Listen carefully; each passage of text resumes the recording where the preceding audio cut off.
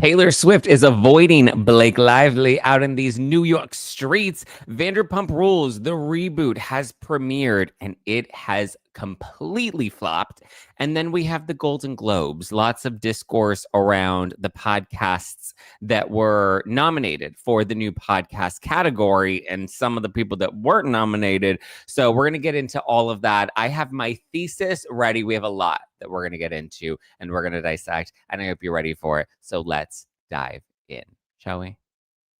This is No Filter with Zack Peter, your go-to source for all the latest pop culture and reality TV tea, served fresh all week long. Now, let's dive in. Let's dive in and dive in. We shall. Welcome on in, welcome on in, welcome on in, everybody in the club. Everybody in the, my goodies, my goodies, my goodies, not my goodies.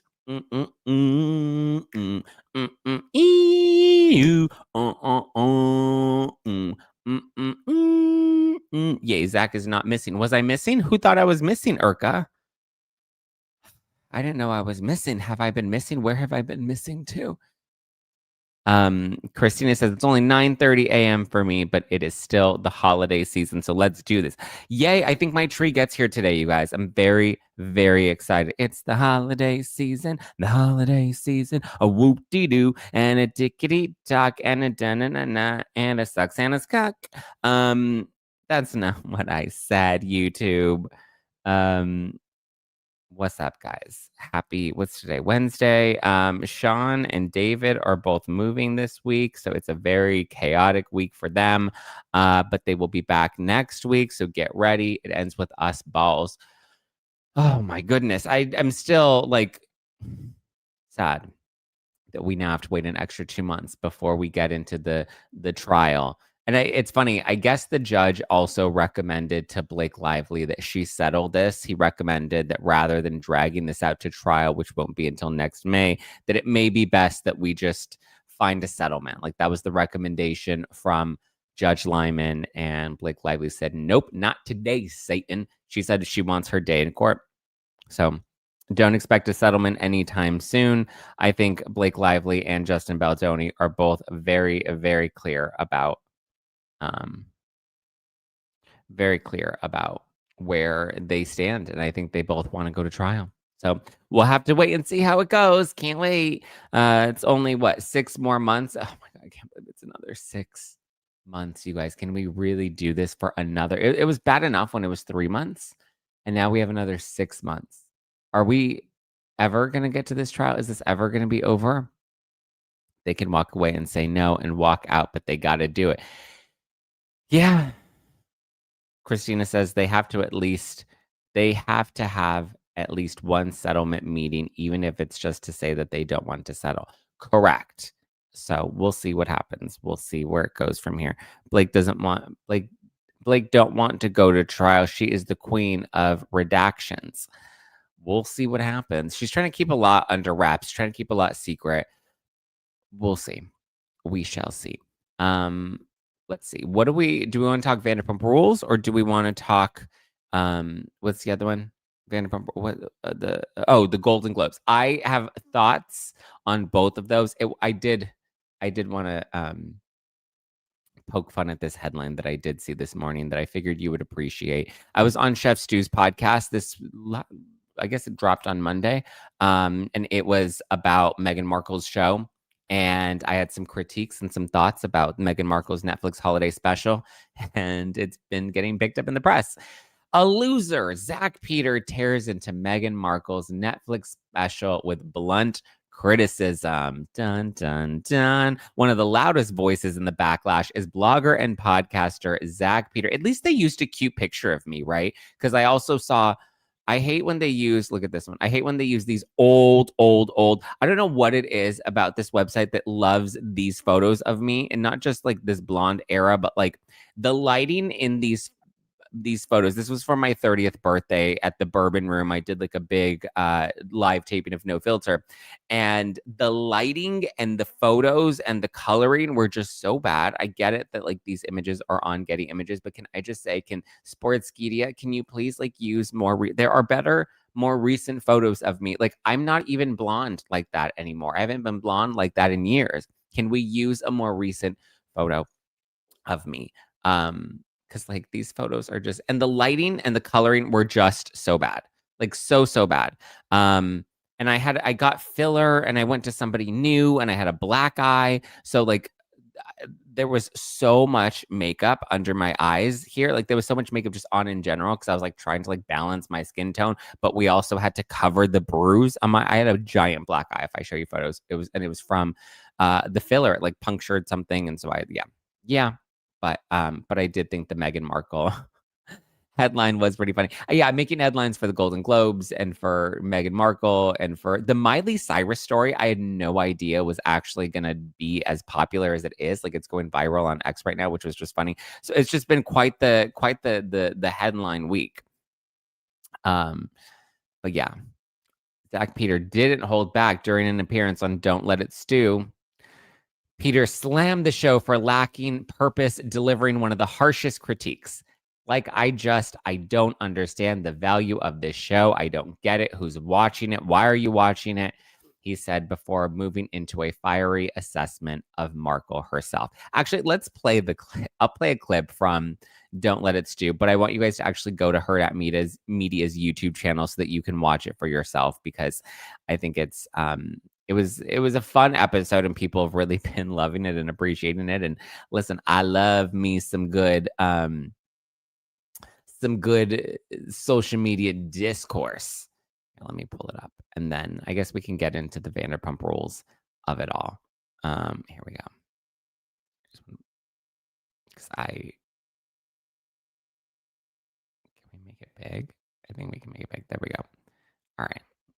Here is my critique of the Meghan Markle show, or at least a snippet of it. I don't understand the value of this show. I don't get it. Who is watching it? Why are you watching it? I mean, it's not like you're watching it because she's pretty. It's not like you're watching it because she's talented. It's not like you're watching it because you're really learning anything. It's like, why are we watching this show? Like, what are you selling me? Jam?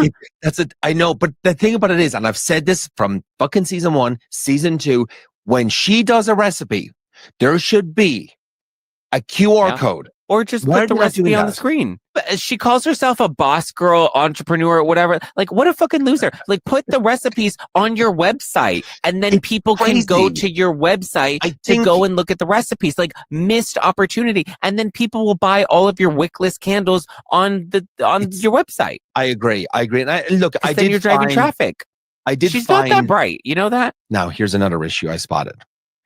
When I'm making a recipe, and I've done cooking shows, I'm not surprised by the recipe that I'm making and what the ingredients are in it. So she's making this sweet treat, which actually is kind of pretty in the jar, I will say. And then she's like, and so there's 2 cups of powdered sugar. Wow, that's a lot of sugar. Yeah. Like, isn't this supposed to be your recipe? Like, yes. What? I come here so you can tell me what we're making, and you don't even know what we're fucking making. Why am I here? It's like she's experiencing the show with the rest of us. She's experiencing the recipe. She's experiencing cooking with the rest of us. I did catch that. She was like, wow, that's a lot of sugar. It's okay. It is kind of fun, right? What a time. What a time to be alive. It's such a fun episode. I always love taping with Stu. I just feel like we together were like lightning in a bottle. But yeah, I would not recommend Meghan Markle's holiday special, and you can watch Don't Let It Stew for more of that. Let's talk Blake and Taylor. Blake Lively and Taylor Swift. They were out in these New York streets, and Taylor Swift was like, I ain't talking to you. Who are you? We are never, ever, ever getting back together. We are never, ever, ever getting back together. So they were both out in New York City on Tuesday night. Today's Wednesday, Tuesday night. They were out, but Taylor Swift was actually hanging out with Estee Haim. I guess she's she's out promoting some holiday pop-up, and so they were spotted out together. And meanwhile, Blake Lively was out. She was doing some sort of some promo for, I think, her Blake Brown hair care line in West Village, which is interesting because she talks about how like her brand is hurting and she's lost millions and millions of dollars. But she's always out here at these events and on these panels, and she's promoting all of her stuff. I will say that Blake Lively's outfit and her hair look really good. I would show you the images, but I have to be frugal and mindful. Well, actually, I guess I can technically show it on TMZ. Sorry for some of you that know I'm in a bit of a legal bind right now, so I have to be mindful because these paparazzi out here in these streets love to get so happy, and so we're dealing with that lately. But this is it's on TMZ. Credit to Getty Images who used this photo. I'm just showing you a screen grab of TMZ, so you can't try to say that I improperly used this. I'm critiquing the photo itself. Look at Blake Lively. She's wearing this very pretty red dress. I'm obviously criticizing this the photo directly. I mean, these clearly appear to be paparazzi photos that were staged. Like they asked the paparazzi to come to this event so that they could capture Blake Lively. They have a cute little like hot chocolate bar. And so Blake Lively, she walks out and she's like, oh my God, hi. And she's saying hi to her fans. And she's like, oh my God, it's so cold out here. I'm just going to get a hot chocolate and run back inside. When like she could have clearly have asked an assistant or someone to run out and bring her hot chocolate for her. But obviously she wanted to come out for the photo op because the paparazzi were out there and they were waiting for her. And she wanted to say hi to fans, but it was just kind of interesting. She's like, it's so cold. She's like, it's like a cold plunge. I'm running, you know, the cold plunges where you jump into the really cold water. But I mean, she does look pretty. And I will say her hair looks nice here. I'm shocked because her hair never looks nice. So, you know, when they say 3 nice things about so-and-so, well, that's one. So yeah. That said, it was just interesting because she's like, I'm coming outside and it feels like a cold plunge, which you go into a cold plunge for like a temporary like moment, but then she has like all her fans and all these people waiting on her to come inside the store. And so she has them waiting outside in the cold as she comes out just to do her little photo op and get her hot chocolate. And then she's like, you paparazzi, you guys can have hot chocolate too if you want. The peasants can have my crumbs today. Crumpets and tea, courtesy of Blake Lively. So, I mean, listen, she did look pretty. I'm not going to lie. She looked cute. Her little outfit, her little getup. I thought her shoes were cute. But she was not hanging out with Taylor Swift. Taylor was not invited. They were both in different parts of New York. Taylor doesn't live in New York, I don't believe. But she went there to support her other friend, and she did not come out to support Blake Lively. So I don't know. There's still a bunch of speculation about these two and what the heck is going on with these two. Again, I don't know. I guess we'll have to wait and see once the trial is over if they reconnect at some point. Fatima says, yeah, no free hot chocolate for the fans. Yeah, you can get, they could get free hot chocolate. They just had to wait in line before they could get inside.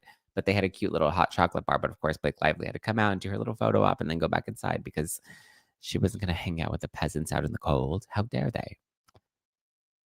Christina says, exactly. We won't know until the trial is over. Yeah. And then we'll see if maybe they come back together or not. I think if Blake is not at the wedding, that's a big indicator for sure. Sarah says, Blake's got the same issue as Meghan Markle, completely disingenuous and it's exhausting. I agree. I definitely agree. She's trying to be nice. She's definitely trying to be nice. But we'll see what happens. We'll see where it goes from here. Dun, dun, dun, dun, dun, dun. I watched Ellsworth describing her style as plantation heiress. It is very, yeah, it's very, what is the word? Not Victorian. What is that era? That era, that, you know, where you have like the dresses and the heels. What is it? Antebellum? I don't know. Who has products in Target? Blake Lively has her products in Target. Her Blake Brown. It's not terrible. It's not terrible, but it's not very like, yeah, it is antebellum. Okay, I was right. Yeah, I would say her Blake Brown products are not terrible. The Betty Boos was not good. I didn't enjoy it at all, and I really tried to like be nice about my critique, or at least try to be fair. But Okay. Let's move on.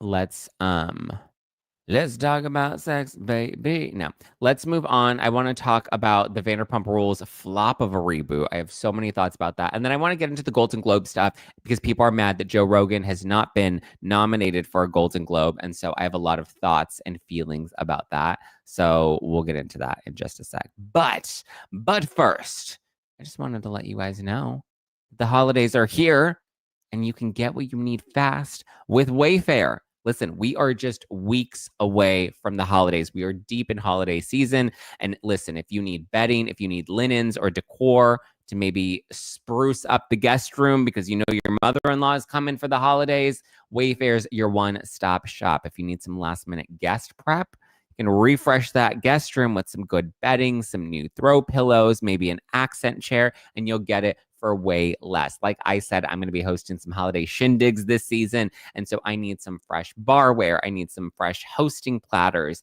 I need some holiday decorations. I need to spruce up my apartment. And I'm excited because Wayfair has everything from bedding and bath basics, things for the kids' bedroom, home decor, storage for every space, kitchen essentials, living room essentials, everything you could possibly need. Wayfair makes it easy. There's something for every style, and it's easy to find gifts for everyone on your list. There's something for every style and every home, no matter the budget. Wayfair makes it easy to tackle your home goals and your gift list with endless inspiration for every space and budget.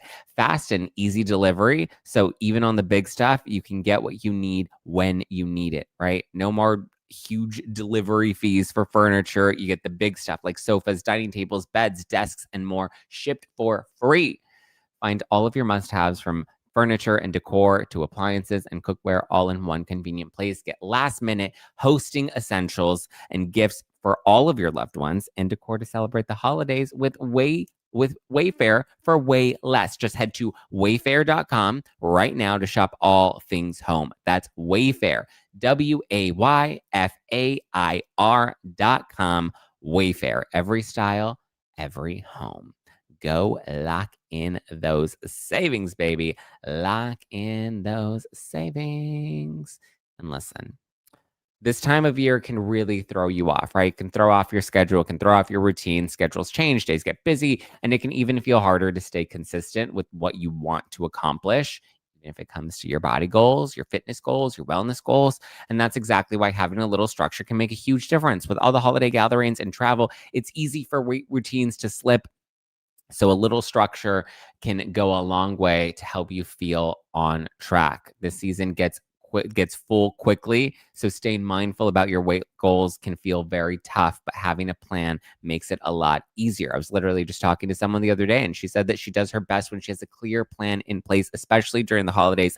Not like some strict program, just something simple and guided that helps her stay grounded when everything feels unpredictable. And that's the kind of support that people look for.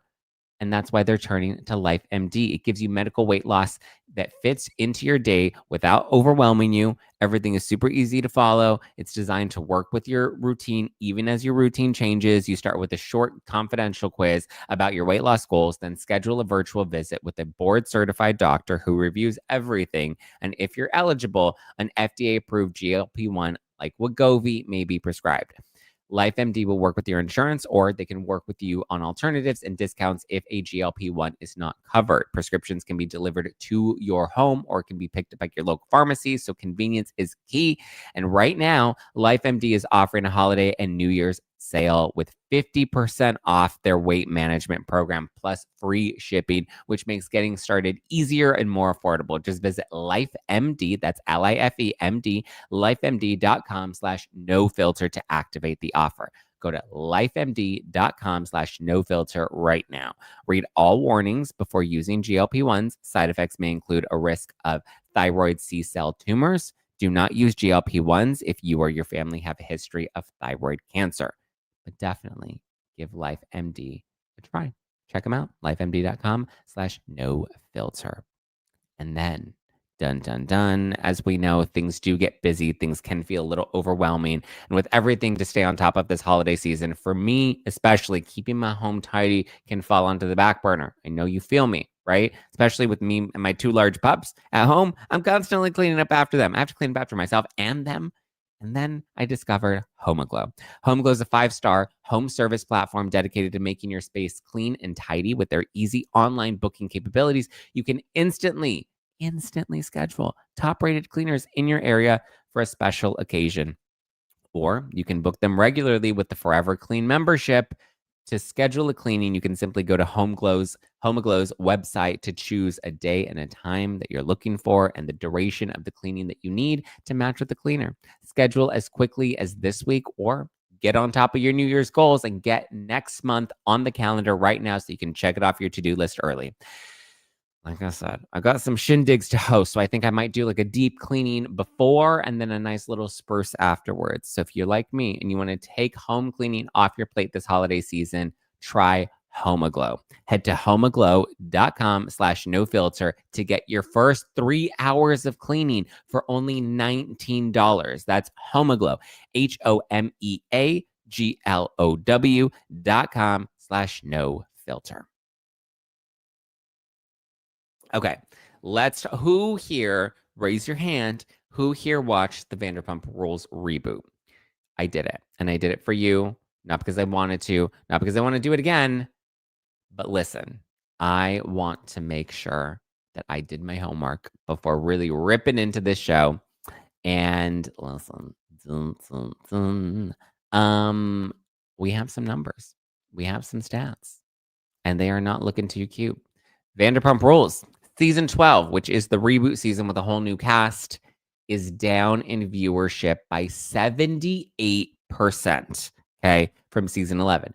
Arguably, you can say, well, yeah, Zach, that's because season 11 was the big season right after Scandival, so everybody in the world was watching Vanderpump Rules. Okay, well, that's fair, but let's actually get into the numbers, shall we? So the premiere for season 12 only brought in 229,000 viewers. 229,000. That's nothing.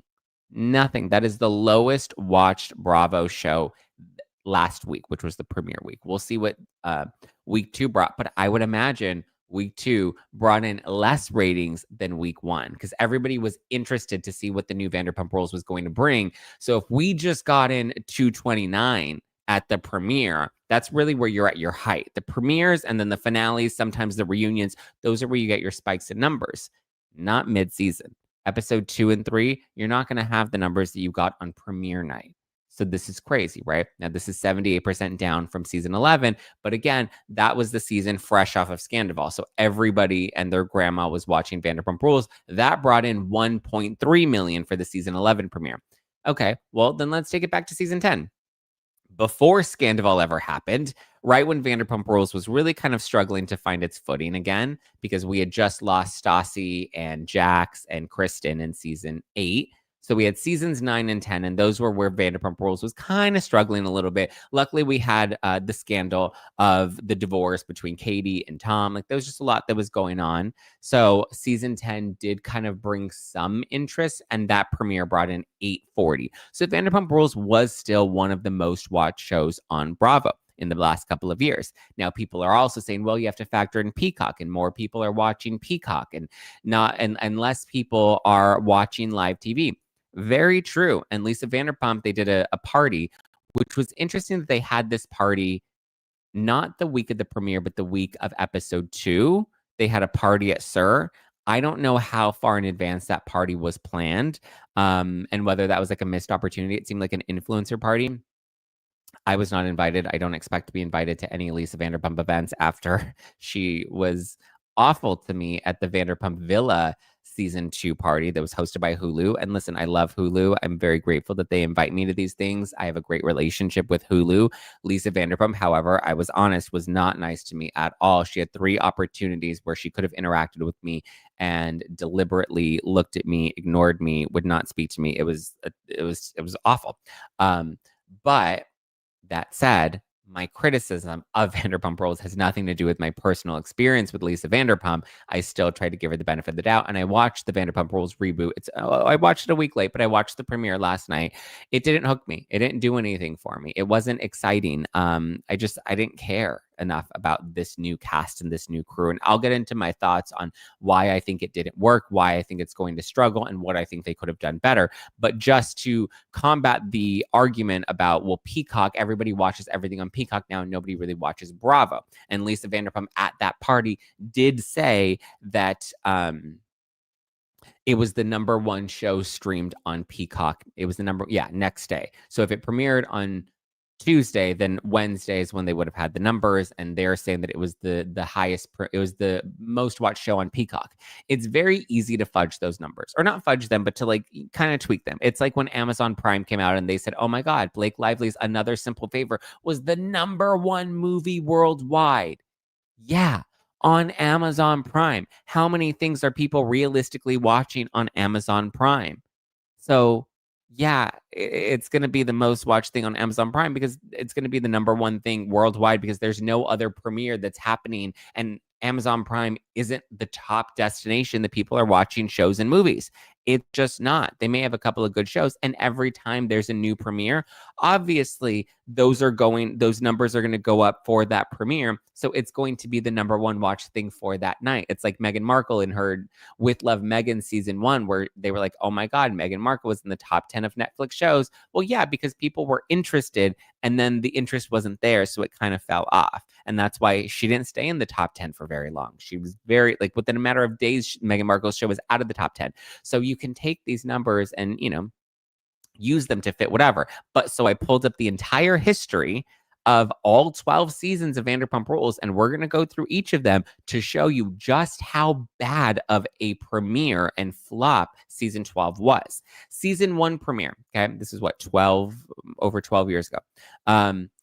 Season 1 premiere brought in 1.89 million viewers. Season 2 brought in 1.19 million viewers. Season 3 brought in 1.25 million viewers. Season 4 brought in 1.24 million viewers. Now, you have to factor in that the highest premiere that they have ever had was the season 1 premiere, and you cannot leave out the context that season 1 was a crossover with Real Housewives of Beverly Hills. Remember, we had it was the Brandi Glanville sit down with Sheena Shea. And so that crossover is what was the premiere for Vanderpump Rules season 1. So naturally, in Vanderpump Rules history, that was, even past Scandival, the highest most watched premiere ever. Now, you also have to factor in that the Scandival numbers don't fully factor in the Peacock numbers. And so the 1.3 figure is a little lighter than, what it would have been before. And also the calculations of how they calculate viewership is also very different. So just important context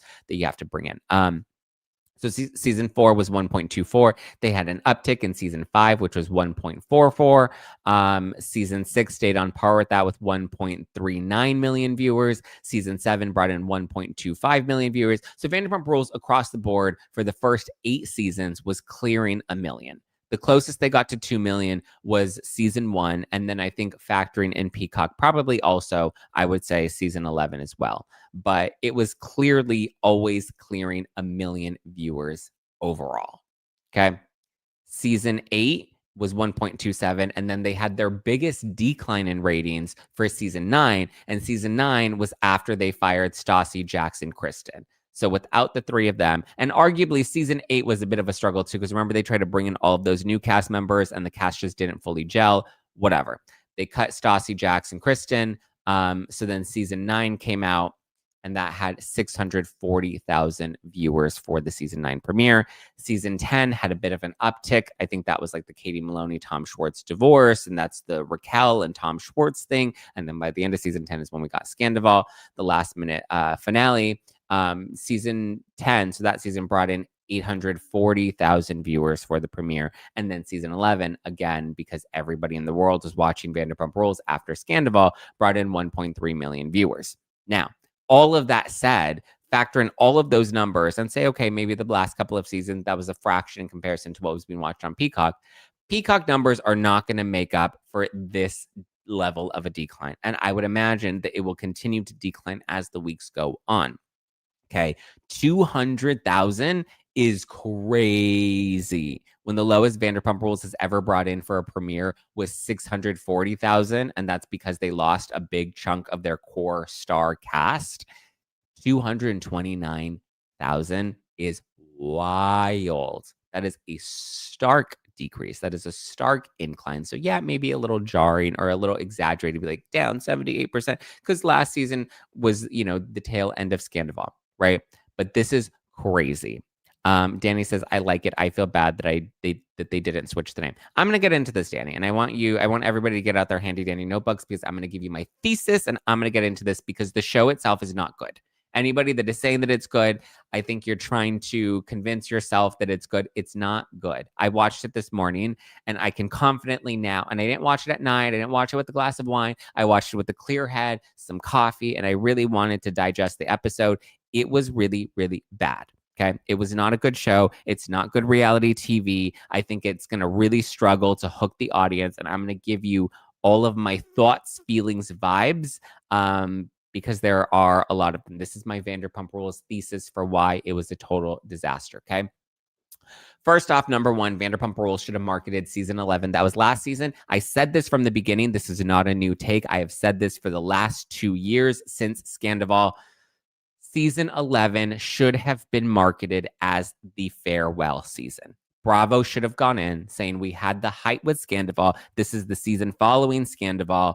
This should be our farewell season. And as they were filming, I'm surprised that they didn't, because it seemed like they were really struggling. And that's why they had to have that moment with Lala breaking the fourth wall in the finale, because they were really struggling to find the story. So midway through production, they should have been like, listen, gone to Bravo, gone to the network, whatever, and been like, let's do this. Because rebooting the show, the biggest disaster and fumble of a ball that they could have ever done with Vanderpump Rules, which was such an iconic, good show. And they've completely tarnished and ruined the reputation of it the way they did with Real Housewives of New York. And I will stand 10 toes down on that, chest out, okay? They should have marketed season 11 as the farewell season the way that The Hills did. Remember when they brought back Kristen Cavallari and they said, this is the final season of The Hills. And they even did the live watch party of the series finale. They brought back Lauren Conrad. Like, it was a moment, Everybody loves nostalgia. So even the people that were tired of Vanderpump Rules, or that maybe had fallen off, or were losing interest in it, even they would have come back, because again, this would have been a moment. Everybody loves nostalgia. Everybody would have loved the back. Like, look at how they ended season 11 with that finale where they showed the flashback of all of them together. The fact that they even knew to do that in the editing, I'm shocked that they didn't then take the footage that they had and then switch the marketing to be smarter about it. It could have been a moment, just like The Hills was a moment in pop culture history at that time. Like I said, they even brought Lauren Conrad back for the live finale watch party with Kristen Cavallari. You have the photos of them together. But here's the other thing. Let's just say, okay, they fumbled the ball. They didn't listen to me after season 10, right after Scandival, when I said season 11, make it the final season. Make it a shorter season, but make it the final season, right? They didn't listen to me. So there was another opportunity, right? Fine, you missed the mark with season 11. Then give us a 3 or 4 part final series special. A farewell special where we get to say goodbye to these characters, because we didn't get to say goodbye to anyone. Tell the cast that's all it is. Just a couple of episodes left, a couple of parts. I guarantee you, even if it was 3 or 4 parts, it would have done and performed so much better than this garbage reboot that they gave us. I'm sorry, Lisa Vanderpump, but this was a garbage reboot. Anybody that's trying to convince themselves that this was actually a good show has lost what good reality TV is. It was try hard. They were too forced. It didn't feel organic. It's an old model. I'm calling the reboot reheated nachos. We had good nachos, and when the nachos are hot and fresh and the chips are crunchy, we love it. The next morning, when you try to put it back in the microwave and feed it to us, you think we just fell out of a coconut tree? We're not interested. Sorry. Reheated nachos, reheated French fries, never good. You're never going to recapture that, ever. Okay? Tell the cast, Ariana, Katie, even Stassi, Kristen, Jax, Brittany, tell that if you wanted to loop them into this, this is it. This is the final. This is the end. We're not doing any more. This could be your opportunity to end this chapter of your lives on a high note. It would have also given the cast an opportunity to prepare themselves for the end, right? Rather than ripping the rug from underneath them.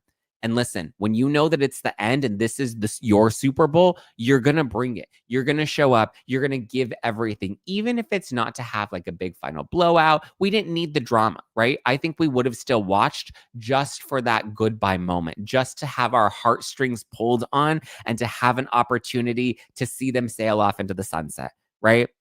It didn't need to be a whole season. You can tell that could be the bargaining chip. We don't need you to commit to a whole 22 episode season, but we'll tie in a lot of old footage. We'll follow everyone's stories out, see everybody wrap up their storylines. You know, we watched them as kids. So now show us the final scene where they all end up after they've hung up their aprons, and do a final dinner scene at SUR. Let that be the final piece of the part. The final scene, all of the OGs together, or whoever from the cast that you want to bring, whoever wants to show up for one final dinner at SUR. And you know what would even be smart to help you with this new spinoff? Have that staff wait on the OGs. The same way we got the crossover with Real Housewives of Beverly Hills and Vanderpump Rules, where we had Sheena sit down with Brandy, and then we see the staff waiting on them. That's your moment. That's your moment to get our attention while we're watching something that we already are interested in, and we're starting to see some fresh faces, so it's not entirely new. And it also kind of prepares us for the transition, and then you're giving us that transition moment, right? And do a crossover with the old Vanderpump and the new Vanderpump. Perfect opportunity to do that, right? Even if that's how they opened season 12, like let's say they wanted to give us this garbage reboot, open season 12 like this and let the transition be this final dinner scene at SUR. I guarantee you, if not all of the staff, most of them will show up, and they'll show up not because they necessarily want to be there with everybody else. You would think that there would be some nostalgia piece that they would want to deliver. But also the ones that don't show up to that final scene or don't participate in this final farewell, the fans aren't going to like them because they know that you're robbing them of something. Like if Katie Maloney chose to not participate in this last 4-part special, 3-part special, 2-part special even, then the fans would be like, we're over Katie. We don't give a shit about her, right? But final dinner scene, OG staff being waited on by the new staff, showing that transition. I think that if you tell the cast that it's a final dinner, most of them would show up to pay homage. Even Kristen, Jax, Brittany, maybe even Stassi. I think Stassi could have been convinced to show up for a goodbye, right? Just one final moment. Or if they wanted to copy the Hills and do the live viewing party and bring them out at different times to each have their different moments, I think Stassi would have showed up for that. Listen, Stassi knows the job that gave her the life that she has now. And even though they fired her and they fucked her over, she was able to make nice with Lisa Vanderpump to go and do Vanderpump Villa, right? And listen, that one final moment, the audience will show up. The audience was on the fence about this reboot, but the audience will show up for this final wrap, right? The final reunion, so to speak. But I think that this was the only way that they could have successfully tried to launch the reboot. I think the reboot would have still flopped. It would have struggled to keep the audience, but at least this would have appeased the OG Vanderpump fans and would have made them a little more likely to give the new cast a shot. It would have given me a better chance to give the new cast a shot because it would have given us closure. It would have put a nice bow on what was the original Vanderpump Rules, and then it would have been a proper turning of the page to give us this new Vanderpump Rules. Now, like I said, I think the reboot still would have struggled on Bravo, and they should have learned this lesson from Real Housewives of New York. The Roni reboot, garbage, throw it in the trash with the sprinkle cookies. It's too soon. That's the magic of reboots, right? We have no other choice but to compare it to the magic that was. And the magic of a reboot is giving us time. It's too soon. The thing about the reboots is that you need to take a beat. We need to give it some time to miss you, right? That's why Roni failed. We didn't have enough time from the OGs to the new ones.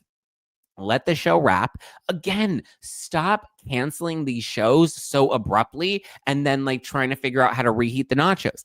Give us closure and give us an ending and we will be happy and satisfied. Give it a few years, give it some time, and then we'll come back ready for something fresh. We did not have enough time. And when we did, all we did was compare it to the original, right? When we did tune into it.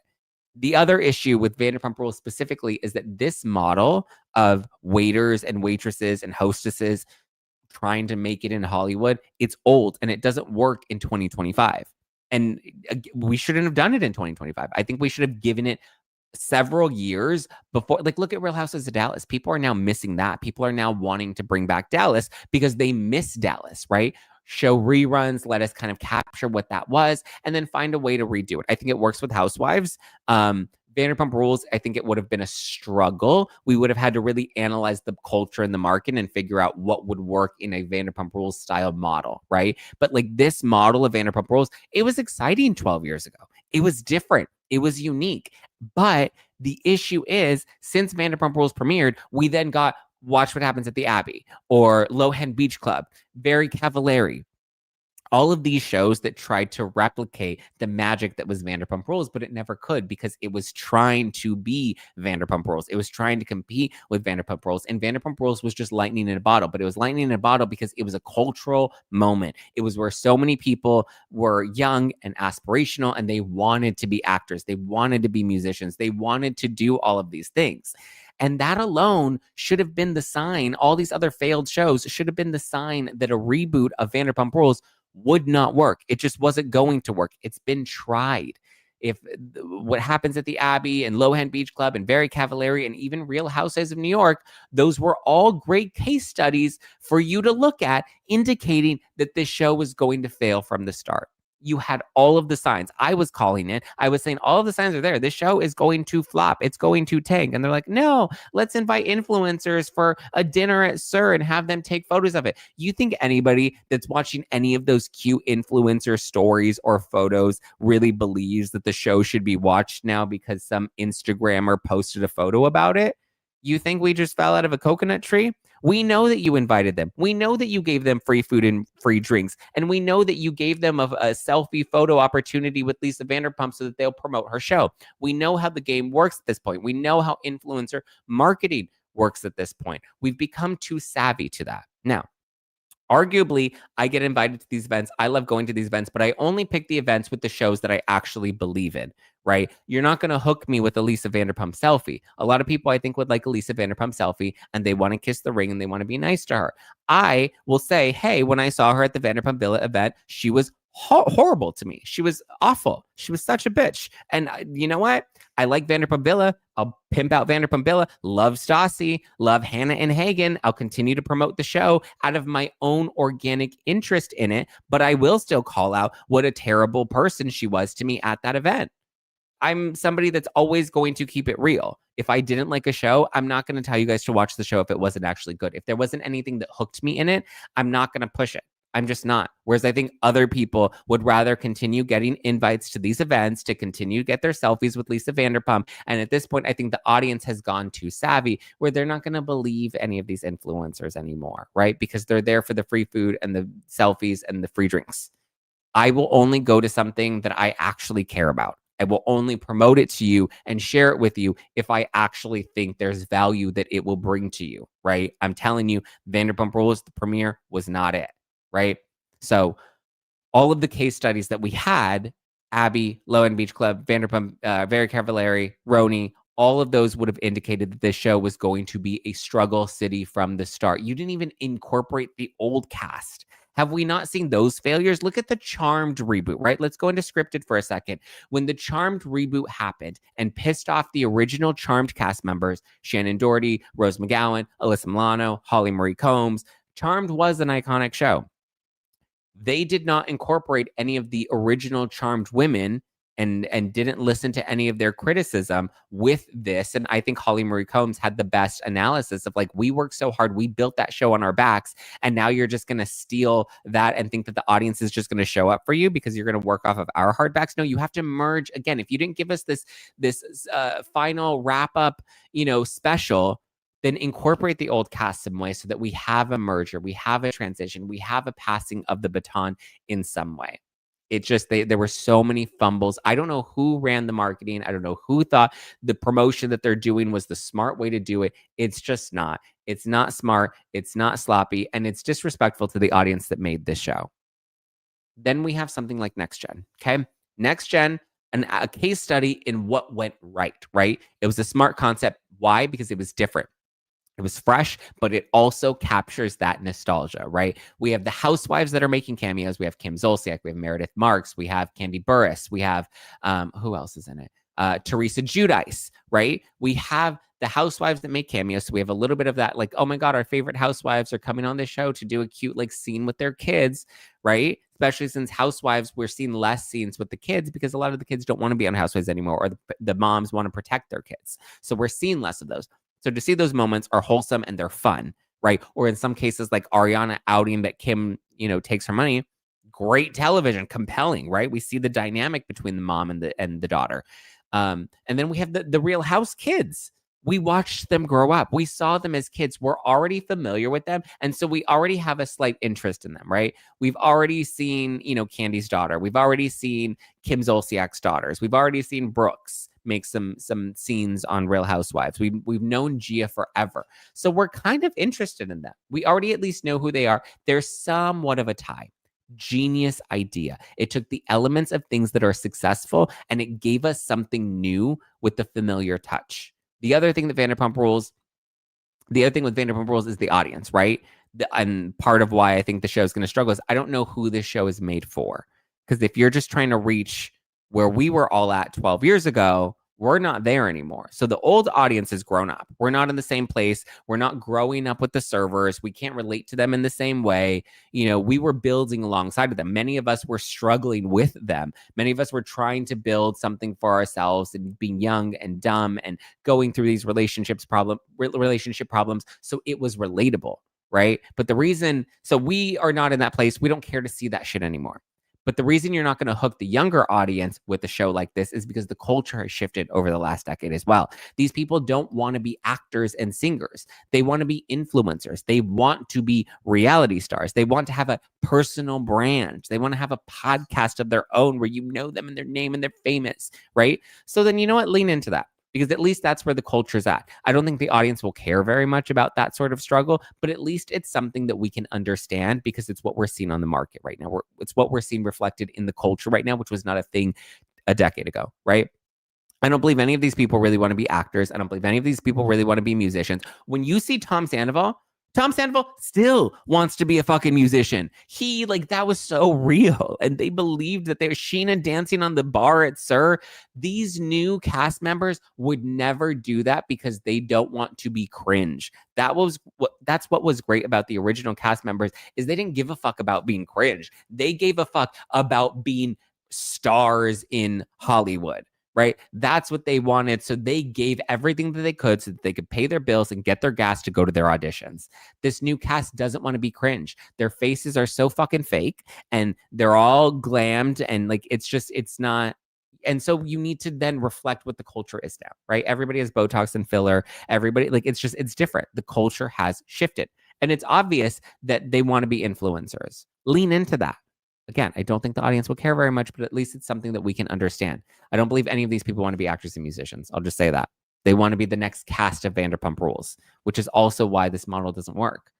They know the success that Vanderpump Rules was. They know that they have to hold up to that legacy. So they're going to try to be that rather than just be themselves. When Sheena was dancing on the bar, she really believed she was a pop star. That's the level of cringe and delusion that we loved, right? She bought her boyfriend's penguins. Stassi brought Jax, and then she had Patrick, and we watched Stassi make these terrible decisions when it came to guys. Sandoval thought that he was the hottest gift on earth. Jax had no morals and did not give a fuck if you didn't like him. He was like, yeah, I'm going to be engaged and bang Faith in front of the grandma that's dying, on life support. I'm going to give her one final thrill before she goes. He did not care. These people care too much. You know why? Because these people that we're seeing on Vanderpump Rules now, they also grew up in the age of social media. They know GIFs. They know memes. They know the value of becoming a meme. So a lot of what they're giving us doesn't feel like genuine wit or snark. When Stassi was in her confessionals, she was giving us wit. She was giving us snark. She was just giving us lines that she knew were good lines and were funny lines, very similar to Bethany. Now it feels like these people are trying to make themselves into a memorable meme. They're trying to give you a line that you're going to quote at BravoCon. That's what they want. That's what they're here for, is to make this name for themselves. The OG cast didn't have any of that. They didn't understand social media as a brand. They built that culture organically, and they did it well. So I think that's where we are, and that's why the show is just struggle city. Maybe you'll disagree with me. Maybe you love it. I don't know. I don't think that it's good. Tiffany says, so weird. My goal is to become a meme. What the fuck has this world come to? Exactly. And so you have to then acknowledge that. You can't make us pretend that this is, 2014, 2013, and that, these people just want to be an actor and they want to perform at the House of Blues. Like, it's just not a thing anymore, Tiffany says, I would watch a reality show with Sandoval in it. He's really good TV. He is great TV. You can't deny that. And listen, we don't watch people on reality television because they're good, moral, upstanding citizens. We watch them because they're trash. I say that lovingly, by the way. Amanda says, I said the same thing about the Vanderpump Rules, and they should have done it last season, just a few episodes and clips of what they wanted to be when they started the show and catch up on what they ended up doing. Exactly. Could you imagine how much we would have loved that? Give us the original confessionals, right? Because they in the pilot, they were asking all of the cast members what they wanted to be, where they wanted to be. We're going to be actors. We're going to be musicians, whatever. Give us those old confessionals and then show us where their lives are now. And listen, they were at a height, right? Sheena had a baby. She was married to Brock. They got a new home. Lala was having her new baby. What else did we have in that season? Ariana was reaching the height in her career. She was doing Roxy on Broadway. Like, you could have been like, you had the moments of Ariana being like, I take sketch comedy really seriously. And then you see her on Roxy Hart on Broadway and hosting Love Island. Like, I feel like we were robbed of that, Sandoval, he was actually performing with Tom Sandoval in the Most Extras and was doing shows and was on the Traders. Like, show us what they became, show us where they were, and then we would feel not only some closure, but it would have given us a little bit of peace too, Danny says, I still like the reboot, but that doesn't mean I think it compares or comes anywhere close to the OGs. Well, listen, some people can still like McDonald's, and it's never going to compare to a steakhouse. The burger you get at Mastro's and the burger you get at McDonald's are two very different things. That doesn't mean that you can't still like McDonald's, but it's still McDonald's. It's still low budget. It's still not high quality.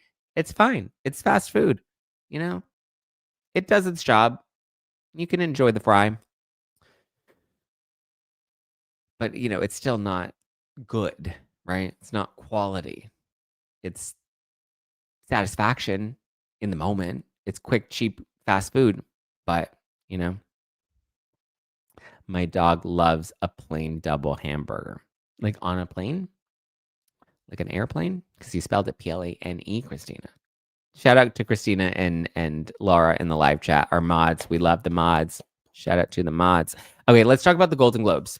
Because this is interesting. And there are lots of thoughts and feelings and stuff about this because Variety and the Golden Globes have now been exposed for the fake media. Because a lot of people are saying, Joe Rogan, why is Joe Rogan not part of the nominees, the new nominees for this new category that the Golden Globes has introduced, which is the podcast category. Now, these are the podcasts that were nominated for the first ever Golden Globe nominations for the 2026 Golden Globes. Okay. Armchair Expert with Dax Shepard, Call Her Daddy, Good Hang with Amy Poehler, the Mel Robbins podcast, the Smartless podcast, and then NPR's Up First podcast. Okay. Those are the shows that are nominated for Best Podcast nominees for the 2026 Golden Globes. Now, this is the list. Now, we covered this about a month ago.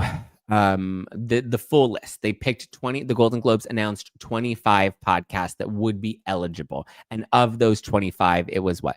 1, 2, 3, 4, 5, 6 that they chose for the nominations. Okay.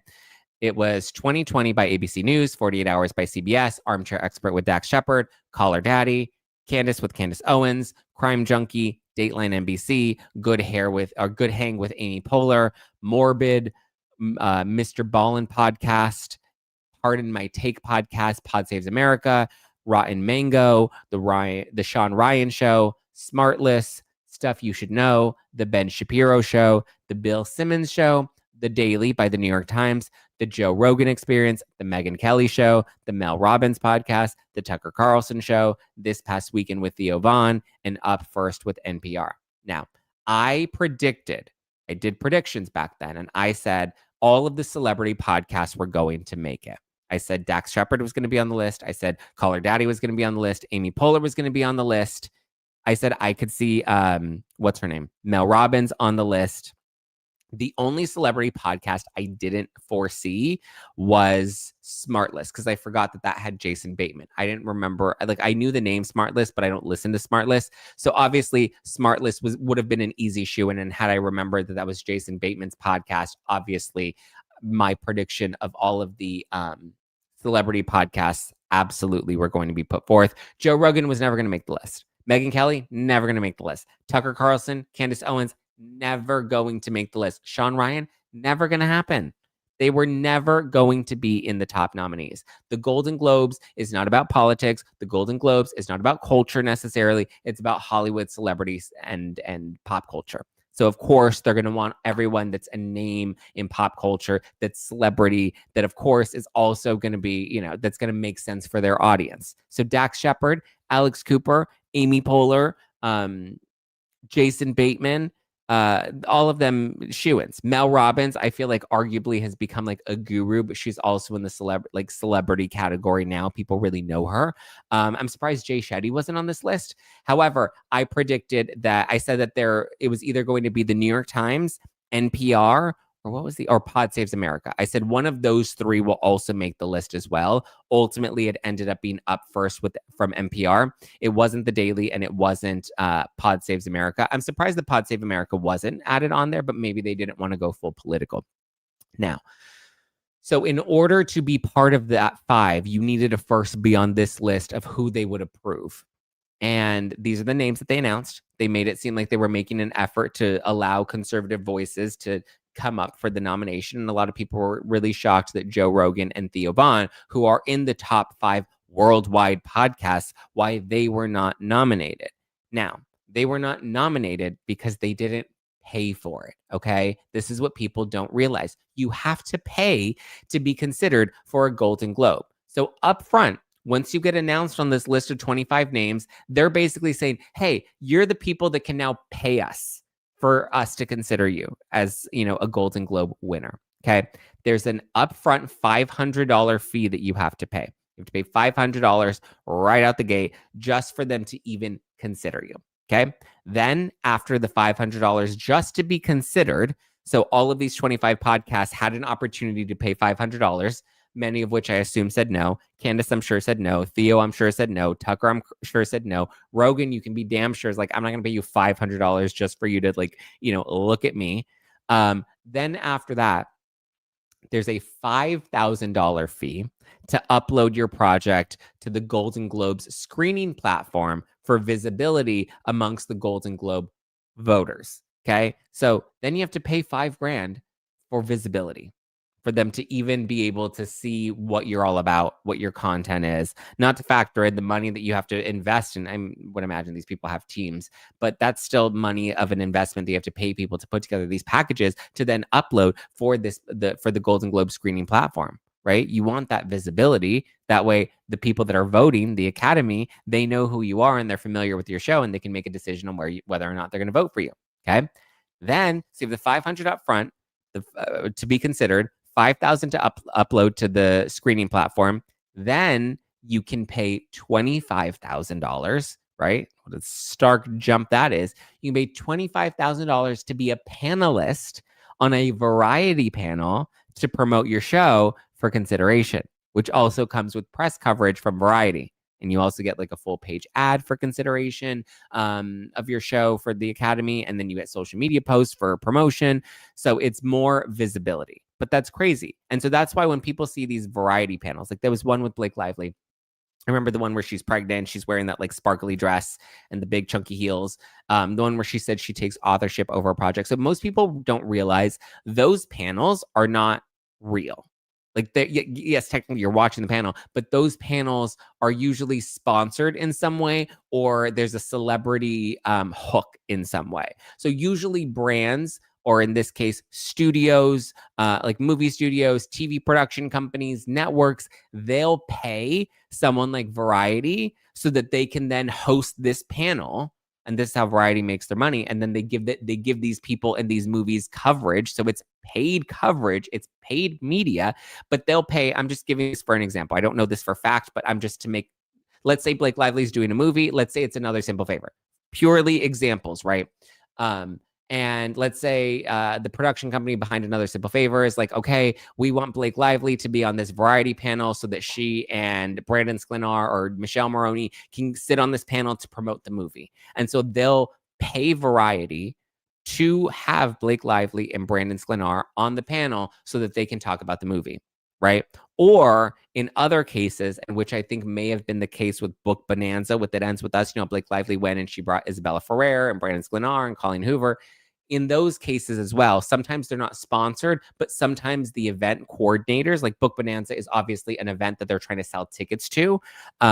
So what they'll do is they'll invite celebrities to come, and sometimes they'll pay the celebrity to be on stage. That way they can secure that there's somebody on stage that people want to buy tickets to the event to come see.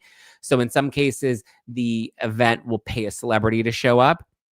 In some cases, it's a fair exchange, right? The celeb will say, okay, well, there's value. You give me a booth where I can hack my hair care line or whatever the case may be, or you let me promote my movie. Whatever it is, it's a paid promotion. But it's an exchange. Sometimes that exchange is monetary. Sometimes that exchange is some sort of agreement, but there's a visibility and a handshake deal that is happening with all of these panels. It's not like somebody's like, let me put on a really good panel with really good people that I think will provide value.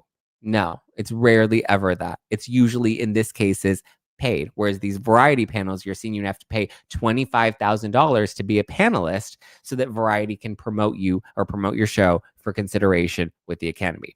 Okay.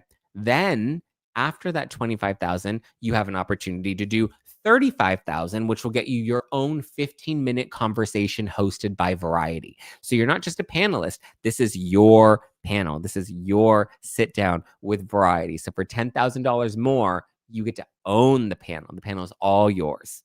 Okay. And if that's not enough, then you can really spend the dough. And this is the networks, and this is the production companies, and all these people that are spending this money, right?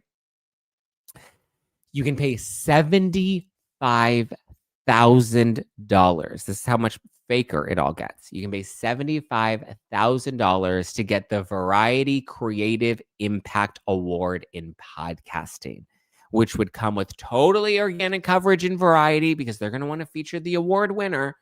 Little do you know, you have to pay $75,000 for that. And then you'll get your totally organic coverage in Variety, along with the feature at the FYC Fest. FYC stands for For Your Consideration. So at the For Your Consideration Fest, this is the biggest campaign event to get a Golden Globe. So when you see all these movies and you see all these actresses, and sometimes you're like, of all of the movies that they pitched, like, what about that like really good indie film? Or what about that really good other movie? Like some people are like, oh my God, was Sydney Sweeney snubbed from her new movie where she plays the lesbian boxer? And the lesbian boxer movie, we already know, had a very low budget. So it was very unlikely that they were going to be campaigning to put forth Sydney Sweeney to be nominated for something in that. You have to have money behind these nominations. So, here you get the award, though. This is where you see that not only are the panels bought, not only is media bought, but then you can buy awards too. And so this is really to make your podcast look like it's important. It's to give you more visibility in front of the voters of the Golden Globes. And as we know, they're very likely to lean more to the left. So if you're very liberal, it's highly if you're very liberal, it's highly unlikely that you're voting for Joe Rogan or you want Theo Von to get the award, right? Also, how hilarious would it be to actually see Joe Rogan on the stage thanking the Academy for his nomination? It's just, it would never happen. Rogan's not going to pay the money to do this. Rogan doesn't care. Rogan's not going to go on stage and be like, oh my God, the Golden Globe that I've wanted my whole life. This means so much to me.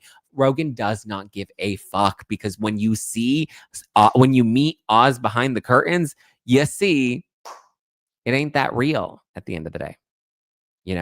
Rogan wouldn't go to this thing. Theo wouldn't go to this thing. Candace Owens. Oh my, could you imagine Candace Owens on stage of the Golden Globes thanking the Academy? First of all, the voters would never vote for them, right? They're going to vote for the left-leaning podcast because that's just how the world is right now. Hollywood is super liberal. Even the ones that aren't the ones that are secretly Republican voters or conservative voters, even they publicly are like, oh my God, yes. Oh my God, beautiful. Oh my God, no more gender. Beautiful. Come on. Everything is bought. Same for music charts and number ones. Yeah, a lot of it is bought. Most of it is bought. That's an insane amount of money. Yeah, Robin, it is. It is. Is this the same for other podcast awards? I don't know. Usually, yes. Usually, yes. You have to pay like an entry fee to be considered. You have to submit to be considered, and then once you submit to be considered, then from there they decide, if you can move to the next round. So, all right. That's where we at. That's what it do, boo. That's what it do. That's what it do, boo. That's what it do. All right. I like the award show fashion. That's fun. The red carpets are fun, but I mean, they're more like social media now. Money, money, money. That's all it is. It's money, money, money. Money, money, money. And look at these are actual slides from the Variety deck that were leaked by I think Inkler is the one that posted these. Yeah. Inkler posted these. So like, here you go. If you want to be a supporting partner panelist spot at the Podcasting FYC Fest with Variety, then you can pay $25,000. You'll get support partner attribution on the event collateral. You'll get one panelist spot to join Variety's moderated panel. You'll get pre-promotion, which is inclusion of editorial announcement in the article with supporting attribution. You get post-promotion conversation feature on variety.com recap article, one feature on the Variety Facebook post with the brand tag, one Variety X post with brand tag, one Variety Instagram post with brand tag. For your consideration, e-blast, logo inclusion, and then added value, you get a full page color ad in the Variety For Your Consideration Fest preview for the 11/5 weekly issue. That's the 25,000. So these are leaked slides from the Variety deck. And you also have this one. Here you go. Set for $75,000. Look, you get all this. You get the Impact Award. You get the award delivered on stage. You get a custom 15-minute moderated conversation. You get an opportunity to play clips and a trailer prior to the conversation. You become an official partner attribution on event collateral materials. You get editorial announcement article. You get all this, all the social media posts. It's all just a sponsorship. So how genuine and real is it anyway? Danny says, yeah, I've always been confused why some podcasts make it on those lists. Yeah. So, yeah. All right, guys, that's what I got for you. If they're popular to even be looked at, why do they need promotion? Because they want to it's marketing, right? You want to make sure you're in front of their faces over and over and over and over and over and over again. That way they remember you and you're top of mind. And it really comes down to who's going to schmooze me the most? Who's going to give me the best? Who's going to really give me more to where I like you enough to then vote for you? So, what it do, Boost? What it do? All right, guys. I think that's all I got for you. I'm going to start a GoFundMe for you to get on the list next year. Zack, I don't need to be on the list. I'm totally good. I have you guys, and that's enough of an award for me in my life. Please tell me Jamie Kernel of Corn Crap isn't on it. Who is Jamie Kernel of the Corn Crap? I don't know what that is. Is Blake Lively invited to the Golden Globes? I'm sure she'll have a publicist try to squeeze her way in. All right, guys, give me a follow at Just Being Zack. Follow the podcast at No Filter with Zack. Sign up for No Filter All Access, where you can get ad-free episodes, bonus episodes in our book club, plus members-only Zoom calls, which are really fun. We drink, we spilled tea, we have a good time. So sign up for that at No Filter All Access. There's a link in the description below. Thank you. I love you. I appreciate you. Zack was going to make a big decision on an offer, and I missed what he decided on. Well, you'll have to wait, Wendy. Maybe there's a big announcement coming soon. Maybe. I don't know.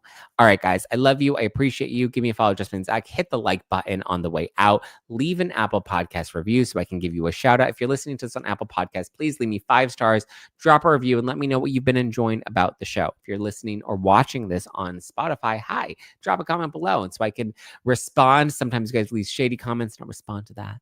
Sometimes you guys leave nice comments and I'll respond to that. But continue to leave the comments, hit the likes, do the 5 stars, leave the reviews, all the things. I love you. I appreciate you. And I hope you have a great rest of your day. I will talk to you tomorrow. Ciao for now. Bye, guys.